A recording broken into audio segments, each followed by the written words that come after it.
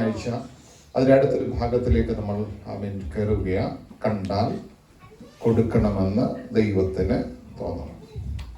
ഇനി കർത്തനുള്ള ഒരു കാര്യം കൂടെ ഞാൻ പറഞ്ഞോട്ടെ. ഈ ദൈവിക അനുഗ്രഹങ്ങൾ അല്ലെങ്കിൽ ഇന്നിപ്പം ദൈവത്തിൻ്റെ ഇടപെടൽ ഉണ്ടായി ശാപങ്ങളെ പൊട്ടിക്കുന്നു. എത്ര പേരുടെ ഉള്ളിൽ അത് വിശ്വാസമായിട്ട് പരിണമിക്കുമോ അവർക്കതിൻ്റെ ഉപകാരം ഇന്ന് തുടങ്ങും. അത് മറക്കല്ലേ നമ്മള്. അവരത് വേറെ ആരാണ്ടോടാന്ന് പറഞ്ഞിട്ട് ഇങ്ങനെ ഒഴിഞ്ഞു കൊടുത്ത് ചതങ്ങ് പൊക്കോട്ടെന്ന് വിചാരിച്ചാൽ അത് നിനക്ക് ഗുണം വരത്തില്ല. പക്ഷെ അത് ആരുടെയൊക്കെ ഉള്ളിലത് ബോധ്യമാകുന്നു അവർക്കത് ഭയങ്കരമായിട്ട്. ഇനി അങ്ങനെ ആയിരിക്കുമ്പോൾ തന്നെ നമുക്ക് ഈ ലക്ഷണങ്ങളൊന്നും പിന്നെ ഒരിക്കലും വരത്തില്ലെന്നൊന്നും നമുക്ക് ഒരിക്കലും പറയാൻ പറ്റത്തില്ല. ചിലപ്പോൾ ആ ലക്ഷണമൊക്കെ ചിലപ്പോൾ തോന്നിന്നിരിക്കും. അപ്പോൾ നമുക്ക് പറയേണ്ട ഒരു കാര്യമുണ്ട്.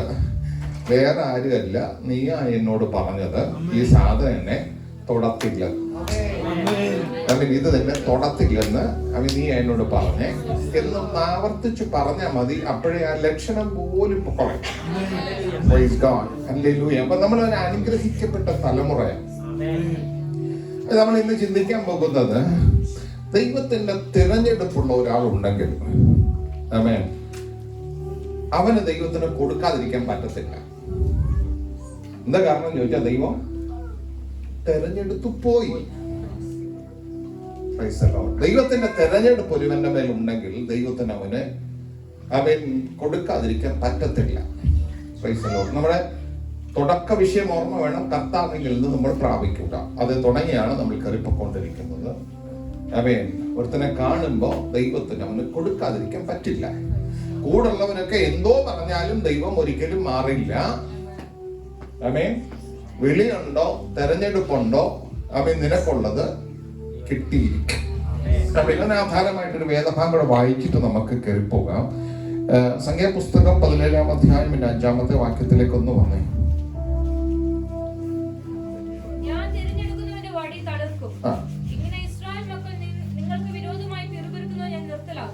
ഈ പറയുന്ന ഭാഗം നമുക്ക് എല്ലാവർക്കും അറിയാവുന്നതാ. ഇതിനു മുമ്പ് ഒരു പ്രാവശ്യം ഞാൻ ആ വാക്യത്തിൽ നിന്ന് 1-2 കാര്യങ്ങൾ സംസാരിച്ചിരുന്നു.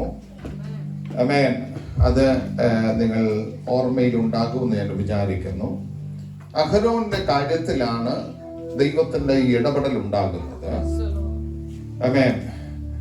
എനിക്ക് വളരെ വളരെ രസകരമായിട്ടുള്ള ചില ഭാഗങ്ങൾ അതിനകത്തുണ്ട്.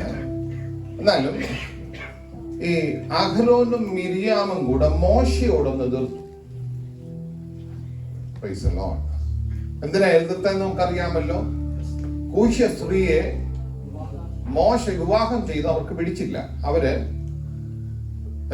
മോശയ്ക്ക് വിരോധമായി സംസാരിച്ചു. അപ്പൊ മോശ ദൈവത്താൽ തിരഞ്ഞെടുക്കപ്പെട്ടവന് മോശയെ ദൈവം നിയോഗം കൊടുത്താക്കിയിരിക്കുകയാണ്. അവന് വിരോധമായിട്ട് സ്വന്തം സഹോദരങ്ങൾ സംസാരിച്ചപ്പോ പോലും ദൈവത്തിന് അത് അംഗീകരിക്കാൻ പറ്റിയില്ല. ദൈവം ചോദിക്കുന്ന ഒരു ചോദ്യമുണ്ട്. ഇത്രമാത്രം ഞാൻ ഇടപെട്ടുകൊണ്ടിരിക്കുന്ന ഇവനെതിരെ നിങ്ങൾ എന്തിനാണ് ഈ പിറുപിറുക്കുന്നത്? ഇന്ന് മോശം നമ്മുടെ സബ്ജക്റ്റ് അല്ല, അതുകൊണ്ട് ഞാനതങ്ങനെ അങ്ങ് വിടുക. അപ്പൊ അതിനടുത്ത് ഈ ജനത്തിനിടയിൽ നിന്നൊരു ഒരു എതിർപ്പ് മോശയ്ക്കും അഹരോനും നേരെ ഉണ്ടായി. അപ്പൊ ഈ മോശയ്ക്കും അഹരോനും നേരെ ഉണ്ടായപ്പോ ദൈവം പറഞ്ഞു, ഞാനാണ് അവനെ തിരഞ്ഞെടുത്തത് എന്നുള്ളത് തെളിയിക്കേണ്ട ഉത്തരവാദിത്വം ദൈവത്തിന് തന്നെ. അപ്പൊ ഒരു കാര്യം അവിടെ നിന്ന് ഓർത്തോണം. ദൈവം ഒരാളെ ഉണ്ടെങ്കിൽ ആ ആളിന്റെ തെരഞ്ഞെടുപ്പ് തെളിയിക്കേണ്ട ഉത്തരവാദിത്വം നമുക്കല്ല, ദൈവത്തിന്. ദൈവം നിശ്ചയമായിട്ടും അത് തെളിയിക്കും. അപ്പോ ഒരു കാര്യം ഓർത്തോണം. എതിർത്ത് സംസാരിക്കുന്നവരോ വിരോധമായിട്ട് സംസാരിക്കുന്നവരോ വന്ന ഓർത്തോണം, ദൈവം ചിലത് തെളിയിക്കും. ദൈവം ചിലത് തെളിയിക്കാൻ പോവുകയാണ്. അപ്പൊ ഈ ചരിത്രം നമുക്ക് എല്ലാവർക്കും അറിയാം. ഇവിടെ ദൈവം പറയുകയാണ്, എല്ലാ ഗോത്രത്തിൽ നിന്നും ഓരോരുത്തരും ഓരോ വടി കൊണ്ടുവരണം. ഈ വടി ഇന്ന് രാത്രി സാക്ഷ്യ കൂടാരത്തിനകത്ത് കൊണ്ട് വെക്കണം. ഞാൻ തിരഞ്ഞെടുക്കുന്നവന്റെ വടി തള്ളുക്കും. എല്ലാവരും നല്ല ഒന്നാന്തരം കമ്പ് നോക്കി ചെറിയ കിളുക്കാനുള്ള, നമുക്കറിയത്തില്ലേ, കിളുക്കുന്ന കമ്പ് കണ്ടാൽ നമുക്കറിയത്തില്ലേ? അപ്പൊ ഈ കിളുക്കാൻ സാധ്യതയുള്ള കമ്പുകളൊക്കെ തപ്പിയെടുത്ത് അവർ ഓരോരുത്തരും ഓരോ കമ്പ് വെട്ടിക്കൊണ്ട് കൊണ്ടുവന്ന് കൊടുത്തു. അപ്പൊ ദൈവം പറഞ്ഞ അഹരോന്റെ വടിയുടെ മേൽ, അഹരോന്റെ അതായത് ലേവി ഗോത്രത്തിന്റെ വടിയുടെ മേൽ അഹരോന്റെ പേരങ്ങ് എഴുതിയേക്കണം. ദൈവത്തിന് അറിയത്തില്ലയോ? എന്നാലും അഹരോന്റെ പേര്, ഗോത്രത്തിന്റെ പേരല്ല അതിൽ എഴുതേണ്ടത്, അഹരോന്റെ പേര് എഴുതിയേക്കണം. അപ്പൊ ദൈവത്തിന്റെ ഉത്തരവാദിത്വം നിങ്ങൾക്ക് മനസ്സിലാകുന്നോ? ദൈവം ഒരാളെ വിളിച്ചിട്ടുണ്ടെങ്കിൽ, ദൈവം ഒരാളെ കണ്ടിട്ടുണ്ടെങ്കിൽ, ദൈവം ഒരാളെ തിരഞ്ഞെടുത്തിട്ടുണ്ടെങ്കിൽ, മറ്റെല്ലാരും എതിർത്ത് നിൽക്കുമ്പോഴും തമ്പുരാന് നോട്ടം മുഴുവൻ അവന്റെ കാര്യത്തിലാണ്. വടി എടുക്കുമ്പോ അതിന്റെ പുറത്ത് അഹരോന്റെ പേര് എഴുതിയേക്കണം. ഈ അഹരോന്റെ പേര് എഴുതിയ വടി ആലയത്തിനകത്ത് കൊണ്ട വെക്കുമ്പോ ഞാൻ അന്ന് പറഞ്ഞ ഞാൻ ഇപ്പോഴും ഓർക്കുന്നുണ്ട്. അന്ന് രാത്രി അഹരോൻ ഉറങ്ങാൻ പറ്റി കാണത്തില്ല. കാരണം നേരം വെളുക്കുമ്പോ അവന്റെ തെരഞ്ഞെടുപ്പ് അല്ലെ ദൈവം അവനെ നിയോഗിച്ചു എന്നുള്ളത് അവൻ വെളിപ്പെട്ടില്ലെങ്കിൽ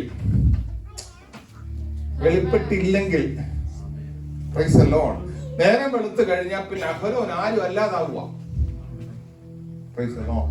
അപ്പൊ ആ രാത്രി മുഴുവൻ അവന്റെ ഹൃദയത്തിനകത്ത് അങ്ങനെ വേദന ഉണ്ടായിരുന്നിരിക്കാം എന്നാണ് ഞാൻ ചിന്തിക്കുന്നത്. കാരണം ഞാൻ എന്നെ പോലെ തന്നെ അഹരോനെ ചിന്തിച്ചത് കൊണ്ടാണ് അങ്ങനെ തോന്നിയെന്നാണ് എനിക്ക് തോന്നുന്നത്. എനിവേ ഈ രാത്രി അവൻ കഴിഞ്ഞ് നേരം വെളുത്തപ്പോ ഇപ്പൊ ഈ അഹരോൻ ഈ കമ്പിന്റെ പ്രത്യേകത നോക്കിയില്ല. പണ്ട് മുതൽ ഇദ്ദേഹത്തിന്റെ കയ്യിൽ ഒരു കമ്പുണ്ട്. ഇച്ചിരി ഉണങ്ങിയതാ, എന്നാലും വേണ്ടുകയില്ല. അവൻ ഇതാണ് കൊണ്ട് അദ്ദേഹം അവിടെ വെച്ചേ. ആ രാത്രി ബാക്കി ഒരു കമ്പിന് ഒരു വ്യത്യാസം വന്നില്ല. പക്ഷെ അഹരോന്റെ കമ്പ്, അഹരോന്റെ പേരെഴുതിയ കമ്പ് ആ രാത്രി തളിർത്തു, ഊർത്തു, ഫലം കഴിച്ചു. പക്ഷെ ഒരു കാര്യം ഞാൻ അവിടെ എടുത്ത് പറയാം, ഒരു രാത്രിയൊക്കെ ദൈവസന്നിധിയിൽ ഇരിക്കാമെങ്കിൽ എളുപ്പുണ്ടാകുന്നേ. ഇല്ലുണ്ടാകത്തില്ലെന്ന് പറയുന്ന പലതും അവിടെ മറ്റു മനുഷ്യരുടെ വായ അടക്കത്തക്കവിടം ദൈവം വെളിപ്പെടുത്തും. ഹല്ലേലൂയ. ഇതൊരു ദൈവിക പദ്ധതിയുടെ ദിവസമാണ്. നിശ്ചയം ദൈവം അത് വെളിപ്പെടുത്തും. Praise God. ഹല്ലേലൂയ. അപ്പൊ ഇങ്ങനെ ദൈവം തന്നെ അവന്റെ ശുശ്രൂഷ വെളിപ്പെടുത്തിയ, ദൈവം തന്നെ അവന്റെ തെരഞ്ഞെടുപ്പ് വെളിപ്പെടുത്തിയ ഒരാൾ അഹരോൻ.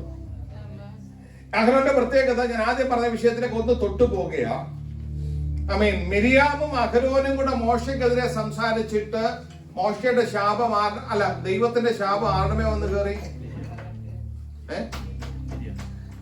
മിരിയാമിന്റെ മേല്. രണ്ടുപേരും കൂടെ ഒരുപോലല്ലേ സംസാരിച്ചേ? ഓ, നിങ്ങൾ എന്നോട് പറയാം, അവിടെ ആണും പെണ്ണും എന്നുള്ള വിഷയമൊന്നും അല്ലെന്നേ, അത് വിടാൻ അങ്ങനെയൊന്നും ചിന്തിക്കാതെ. Praise the Lord. ഹല്ലേലൂയ. ആരുടെ മേലെ വന്ന് കയറിയ ശാപം? മിരിയാമിന്റെ മേലെ. അവള് കുഷ്ഠരോഗിയായി ഒറ്റ രാത്രി, ഓരോ ഒറ്റ. ഞാൻ അവിടെ നിന്നുകൊണ്ട് തമ്പുരാനോടൊരു ചോദ്യം, ഇവര് രണ്ടും കൂടെ ഒരുമിച്ചല്ലേ വർത്താനം പറഞ്ഞേ? മോശയുടെ ബ്രദറും സിസ്റ്ററും അല്ലേ? നിങ്ങൾ ചിന്തിച്ചിട്ടില്ല?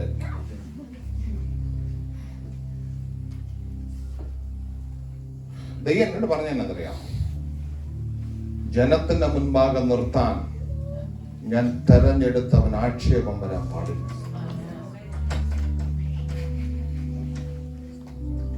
നമ്മളെ ആയിരിക്കും ദൈവത്തിന്റെ മുഖപക്ഷമാണ്. ദൈവത്തിന്റെ മുഖപക്ഷമാണ് ദൈവമല്ല. അടുത്തേക്ക് വരാം. നമുക്ക് എല്ലാവർക്കും അറിയാവുന്ന ഒരു കാര്യമാണ് ഈ കാളക്കുട്ടിയെ വാർത്തുണ്ടാക്കിയ ഒരു ചരിത്രം ഇല്ലേ? ജനം എല്ലാം ഇറങ്ങി വരുമ്പോ കാളക്കട്ടിയെ വാർത്തുണ്ടാക്കി ആരാ അതിന്റെ നേതൃത്വം വഹിക്കുന്നേ? അഹരോനല്ലേ നേതൃത്വം വഹിക്കുന്നേ. ഈ മനുഷ്യനെ എല്ലാം വെട്ടിക്കൊന്ന കൂട്ടത്തിൽ ആരെ കൊന്നില്ല? ഇരിപ്പ് കണ്ടിട്ട് എനിക്കതാണ്ട് അപ്പുറം എന്റെ ഉപ്പാപ്പന്റെ മോനൊന്നും അല്ല. അപ്പൊ ഞാൻ ദൈവസന്നിധിയിൽ ഇരുന്ന ഒരു കാര്യം ചോദിച്ചു, ഇവനോട് മാത്രം ഇത്ര ദയ കാണിച്ചു കൊണ്ടുവരാൻ. ഇനി പറഞ്ഞ വളരെ ഗൗരവമാണേ, വളരെ ഗൗരവമാണ്. എന്നോട് ചോദിച്ചു അവൻ വാഗ്ദത്തത്തിൽ കയറിയോ? അറിയോ? ഇതൊന്നും പുസ്തകം അറിയത്തില്ലെന്നാ തോന്നി. കനാൻ ദേശത്ത് കയറിയ കൂട്ടത്തിൽ ആരൊക്കെ ഉണ്ടായിരുന്നു? ഇറങ്ങി തിരിച്ചതിന് കത്തിൽ യോശുവയും കാലേബും ഒഴിച്ച് ഒരു പുള്ളിയും കയറിയില്ലെന്ന് എഴുതിയിരിക്കുന്നത്. അപ്പൊ ആര് കയറിയില്ല? ജനത്തെ നടത്തി, ശരിയാ. ദൈവന്റെ ശുശ്രൂഷ തെളിയിച്ചു, ശരിയാ. പലയിടത്തു നിന്നും അവൻ രക്ഷപ്പെട്ടു പോയി. ഇന്ന് പകൽ ഇതിനകത്ത് നോക്കി ദൂത് പറയാൻ, ദൈവം വ്യക്തിപരമായി പറയാൻ എന്റെ അകത്ത് ആത്മാവ് പറഞ്ഞിട്ടുണ്ട്. പക്ഷെ ഞാൻ വ്യക്തിപരമായി പറയുന്നില്ല. ഏറ്റെടുക്കാനുള്ളവർ ഏറ്റെടുത്താൽ മതി. ആമേൻ. നിന്നെ വിട്ടു ദൈവം വിട്ടു എന്ന് വിചാരിച്ച്, ആമേൻ, ദൈവം അതിന് കണക്ക് പറയത്തില്ലെന്ന് വിചാരിക്കരുത്.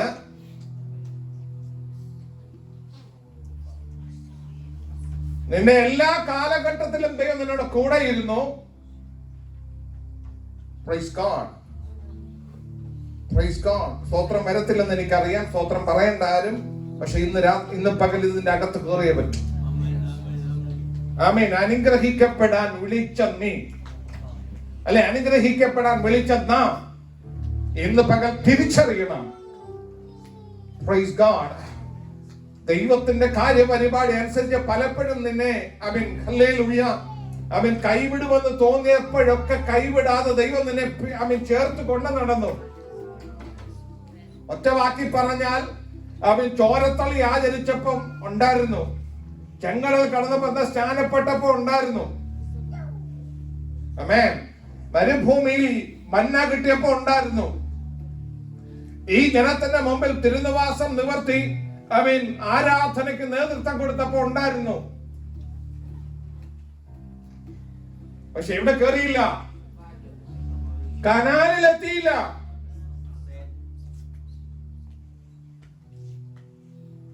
ആമേൻ. ഈ പകൽക്കാലം ദൈവത്തിന്റെ ആത്മാവ് വ്യക്തിപരമായി സംസാരിക്കുന്നത് ഇതിനകത്ത് അറിയാവുന്നവർ ഇരിപ്പുണ്ടെന്ന് എനിക്കറിയാവുന്നേ. എന്നോട് ആത്മാവ് പറയുന്ന ആളിനോട് ദൈവം ഇടപെടാൻ തുടങ്ങി. ഒരു പൊത്തുവരുത്തമായ നിന്റെ ജീവിതം എന്ന് ചിന്തിക്കരുത്. നിന്നെ ഈ പട്ടണത്തിൽ കൊണ്ടുവന്നത് പോലും ഇന്ന് പകൽ ആത്മാവ് പറയുക, ഈ ദൂതിന്റെ ചെവിക്കകത്ത് പറയാൻ ആമേൻ, ആത്മാവ് തിരഞ്ഞെടുത്ത ദിവസമായിന്ന്. ആമേൻ. നീ വിശ്വാസിയാണെന്നോ, ആമേൻ, ദൈവകൃപയിൽ ജീവിച്ചെന്നോ,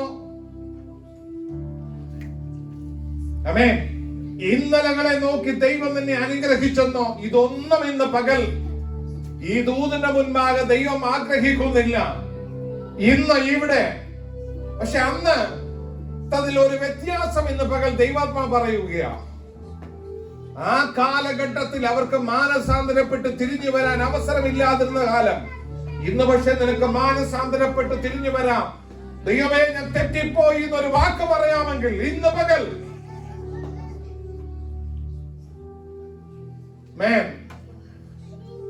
നീ പ്രതീക്ഷിക്കാത്ത പലതും നിന്റെ കുടുംബത്തിനകത്ത് വന്നു കയറി. നിന്റെ പേര് വിശ്വാസി, പക്ഷെ കുടുംബത്തിനകത്ത് പലതും വന്നു കയറി. ഈ പകൽ ദൈവത്തോട് പറ, കർത്താവേ, ഞാൻ പിഴച്ചുപോയി എവിടെയോ, തെറ്റിപ്പോയി ഞാൻ എവിടെയോ. ആമേൻ. നിന്റെ വാഗ്ദത്തം നിന്നെ വിട്ടു പോകത്തില്ല.